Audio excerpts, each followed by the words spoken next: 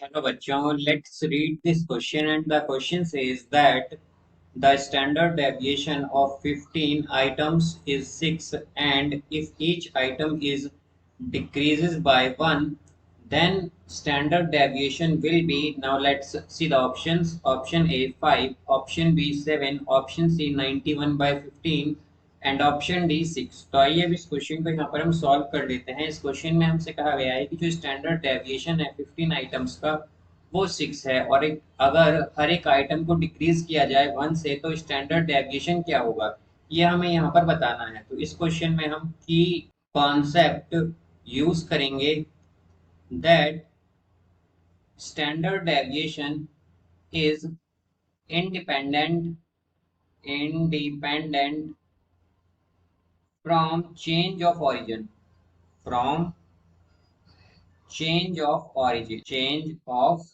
origin। तो हमारे पास क्या होता है कि जो स्टैंडर्ड डेविएशन है ये इंडिपेंडेंट होता है चेंज ऑफ ऑरिजिन से। इसका अगर हम बेसिक मीनिंग की बात करें तो इसका मीनिंग होता है जैसे कि यहाँ पर हम स्टैंडर्ड डेविएशन को रिप्रेजेंट करते हैं सिग्मा से। इसे हम रिप्रेजेंट करते हैं सिग्मा से। तो अगर हम सिग्मा एक्स ए प्लस बी एक्स आई देखें तो ये जो है हमारे पास ये इक्वल होता है मॉड बी सिग्मा एक्स आई के। और तो यहाँ से अगर हम देखें तो ए क्या था हमारा, ए हमारा बेसिकली चेंज ऑफ ओरिजिन है, या हम कह सकते हैं कि हमने कोई नंबर इंक्रीज या डिक्रीज किया है। और बी क्या है यहाँ पर, ये हमने चेंज इन स्केल किया है बिकॉज हमने क्या किया है यहाँ पर मल्टीप्लाई या डिवाइड किया है हर एक ऑब्जर्वेशन में एक नंबर को। तो हम देख सकते हैं कि हमारा जो चेंज ऑफ ओरिजिन था यानी कि ए जो हमने यहाँ पर ऐड या सब्ट्रैक्ट किया उसका कोई भी इम्पैक्ट हमारे पास स्टैंडर्ड डेविएशन में नहीं आया है। बट हमने जो चेंज ऑफ स्केल किया है यानी कि डिवाइड या जो मल्टीप्लाई करते हैं हम यहाँ पर हर एक ऑब्जर्वेशन से, उसका इम्पैक्ट आता है हमारे पास।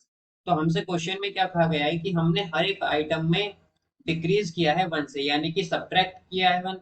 तो अगर हम सब्ट्रैक्ट कर रहे हैं तो बेसिकली हम क्या कर रहे हैं यहाँ पर हम यहाँ पर चेंज इन ऑरिजिन कर रहे हैं। और हम जानते हैं कि चेंज ऑफ ऑरिजिन से हमारा स्टैंडर्ड डेविएशन इंडिपेंडेंट है। तो हम क्या कहेंगे कि हमारा जो स्टैंडर्ड डेविएशन होगा न्यू, ये अगर हम कहें कि हमारे पास पहले स्टैंडर्ड डेविएशन क्या था 15 आइटम्स का, वो था 6। तो हमारे पास जो न्यू स्टैंडर्ड डेविएशन होगा वो भी क्या होगा, वो भी 6 होगा, 6। तो यहाँ से अब अगर हम देखें तो हमारे पास जो इसका करेक्ट आंसर होगा वो होगा option D 6। So I hope you understood it well. Best of luck. Thank you.